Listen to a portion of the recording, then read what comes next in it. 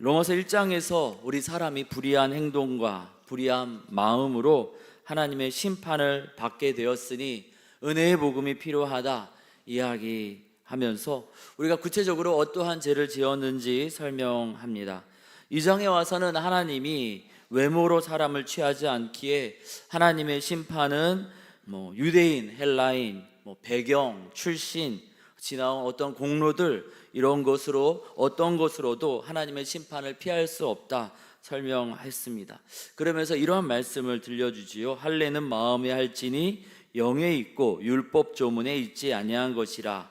이 말씀으로 겉으로 드러나는 표식, 사람들 눈에 보이는 행동들 이런 것들보다 먼저 속사람이 하나님의 뜻에 맞도록 살아야 한다 이야기합니다. 3장에 와서는 23절, 24절 말씀 보니 이런 말씀을 들려주십니다. 모든 사람이 죄를 범하였음에 하나님의 영광에 이르지 못하더니 그리스도 예수 안에 있는 성령으로 말미암아 하나님의 은혜로 값없이 의롭다 하심을 얻은 자 되었느니라. 우리의 행위, 율법이 아니라 하나님께서 은혜로 허락하신 예수님을 통해 우리가 구원을 얻게 되었음을 선포합니다. 그렇다면 유대인들이 자랑하고 오래도록 따라왔었던 그 율법으로 구원을 얻지 못하니 모세로부터 이어온 율법이 의미 없다는 것일까요? 3장 31절에 거기에 대해서 이렇게 이야기하죠. 그럴 수 없느니라. 도리어 율법을 굳게 세우느니라. 율법을 무너뜨리고 율법을 폐하는 것이 아니라 하나님이 세우신 율법도 지키고 하나님이 사랑으로 지으신 사람들도 지키기 위해서 우리 예수님은 십자가에서 대신 죽으셨습니다. 그 은혜와 그 사랑으로 율법도 완성시키고 사람도 구원하신 것입니다. 율법의 조건을 우리 예수님이 친히 자신의 몸으로 그 율법의 조건, 율법의 요구를 온전하게 이루어 내심으로 율법을 더욱 완벽하게 만드신 것입니다. 폐하는 것이 아니라 완성하신 것이죠. 그래서 굳게 세운다 이야기한 것입니다. 오늘 우리가 읽은 4장에 와서는 율법을 준 모세보다 앞서 이 땅에 있었던 아브라함이 의롭다 함을 받았던 이야기를 하면서 예수님을 통한 구원의 사건을 믿음으로 또 예수님 십자가 사건을 믿음으로 구원을 얻는다라는 이 진리는 기존의 구약 전통을 무너뜨리는 것이 아니라 율법을 주신 하나님의 큰 계획 가운데 있음을 설명합니다. 첫 번째로 믿음이 율법을 대체하는 것이 아니라 본래 이 믿음이 하나님의 계획이라 이야기합니다. 1절부터 그 이야기를 하는데요. 육신으로 우리 유대인의 조상 아브라함이 무엇을 하였는가? 이방인들에게 자랑할 만한 육체적인 행동을 아브라함은 하지 않은 채 하나님께 의롭다 여김을 받았다 이 이야기를 합니다. 그래서 사람들 앞에는 몰라도 하나님 앞에는 자랑할 만한 것이 없다 2절에 이야기합니다. 행위로서 의롭다 하심을 받았으면은 자랑할 것이 있겠습니다만 행위가 아니라 은혜로 믿음으로 의롭다 여김을 받았기에 하나님 앞에선 자랑할 것이 없다는 것이죠. 3절에 그럼 아브라함이 하나님을 믿음에 그것이 그에게 의로 여겨진 바 되었다라는 이 창세기 15장 6절의 이 말씀을 인용하면서 아브라함이 어떻게 하나님과 관계를 맺고 의롭다 여김을 받았는지 다시 한번 설명합니다.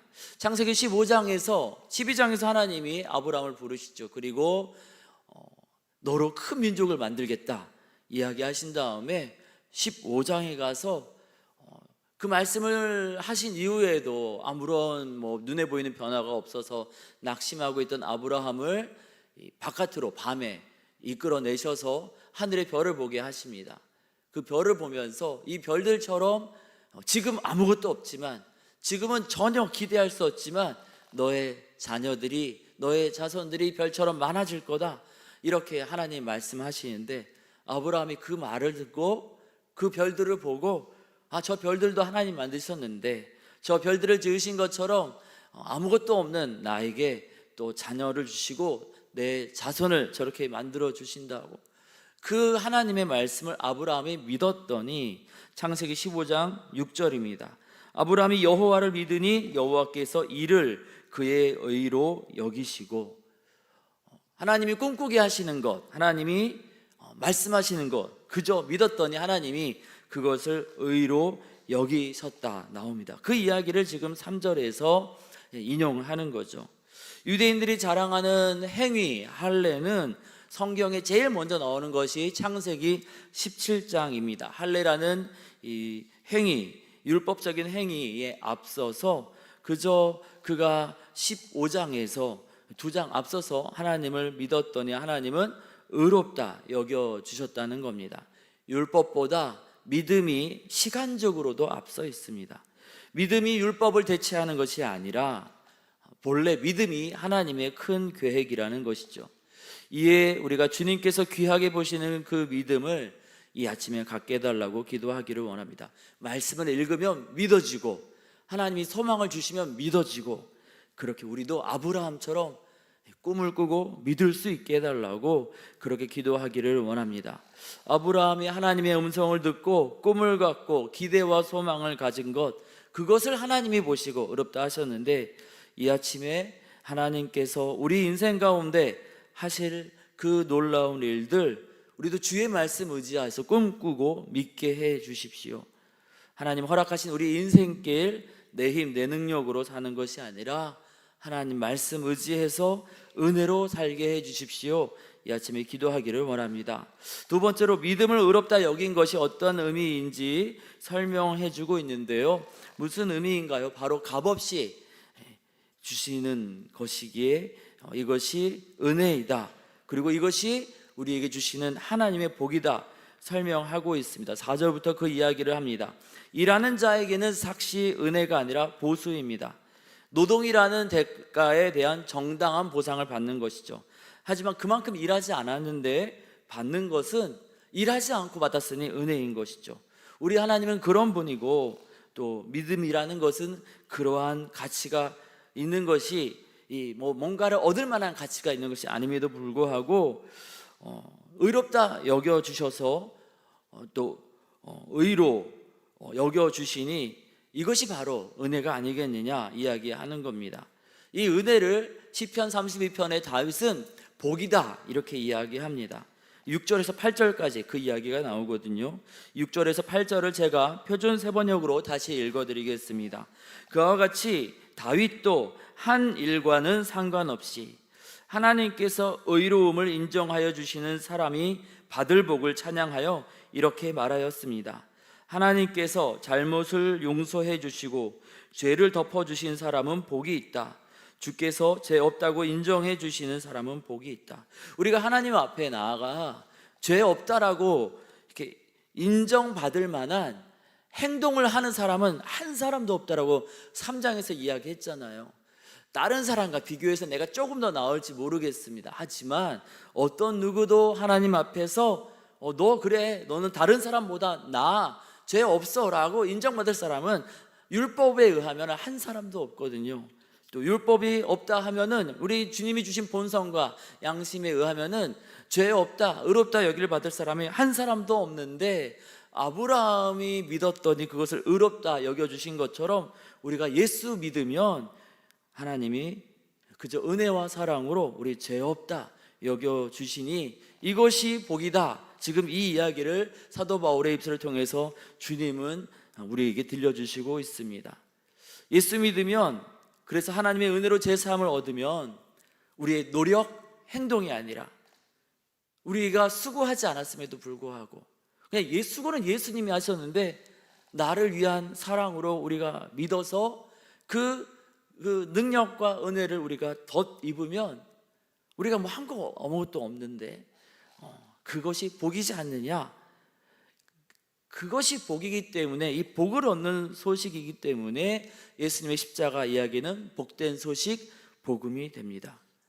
아브라함이 하나님 이야기 듣고 하나님의 별을 보고 정말 하나님이 아무것도 없는 가운데 별을 만드신 것처럼 나에게 지금 아무런 소망이 없는 나에게 자녀를 주시겠지 정말 그렇게 하나님이 하실 거야 믿은 것이 의롭다 여겨주셨는데 우리가 예수님의 십자가 이야기를 듣고 우리가 죄사함을 얻기 위해서 그에 걸맞는 올바른 행동한 것 아무것도 없지만 거저 그 십자가로 구원 얻는 거나 이렇게 믿은 것을 주님은 의롭다 여겨 주십니다.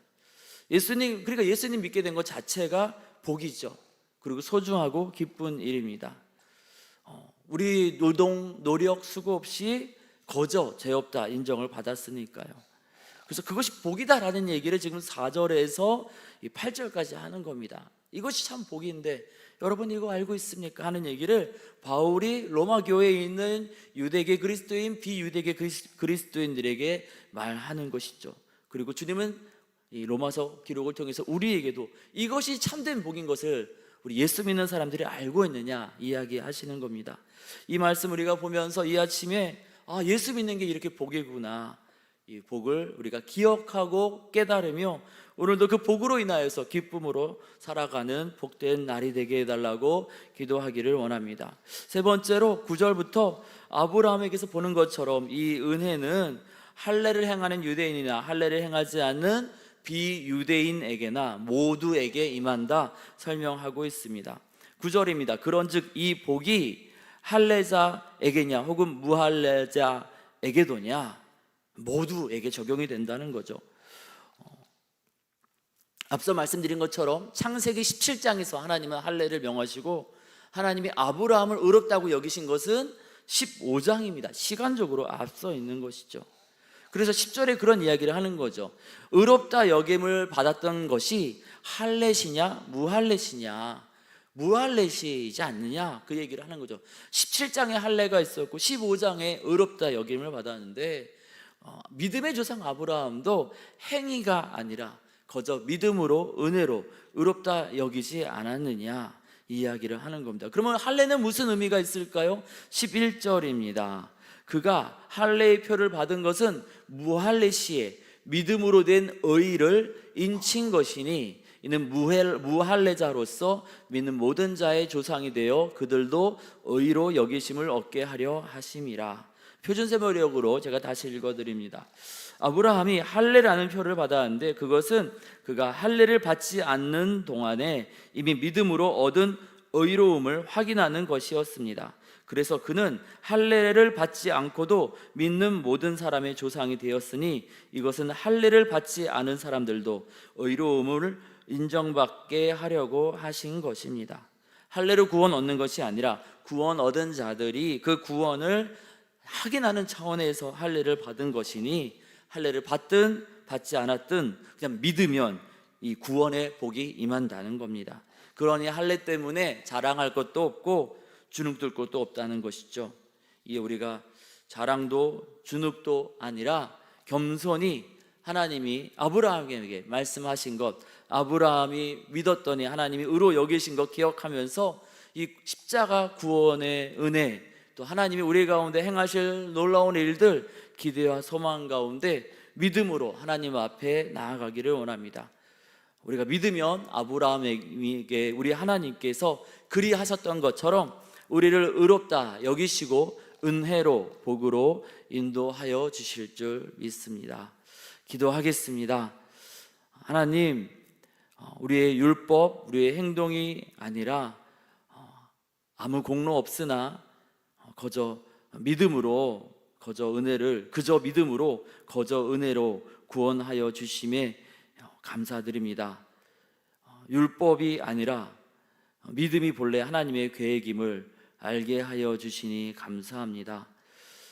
그런데 혹시 우리가 여전히 율법적으로 스스로도 타인도 판단하며 또 그렇게 구원의 은혜를 제한하고 있지는 않습니까? 하나님, 은혜로 구원 얻는 우리 그리스도인들 내 행위로 인정받기보다 하나님이 허락하신 그 인생길을 하나님의 은혜로 살게 하여 주시옵소서. 아브라함처럼 하나님을 믿고 의롭다 여김을 받아 하나님의 은혜로 살아가는 복된 우리 믿음의 걸음, 복된 오늘이 되게 하여 주시옵소서. 아브라함이 하나님의 이야기를 듣고 하늘의 별을 보면서 정말 하나님이 나에게 자녀를 주실 것이라 믿었던 것 의롭다 여겨주셨는데 우리로 하여금 예수님의 십자가 사건 2000년 전 이야기를 또 듣게 하신 이후에 믿을 수 있도록 또 믿음으로 의롭다 여겨주심에 감사드립니다.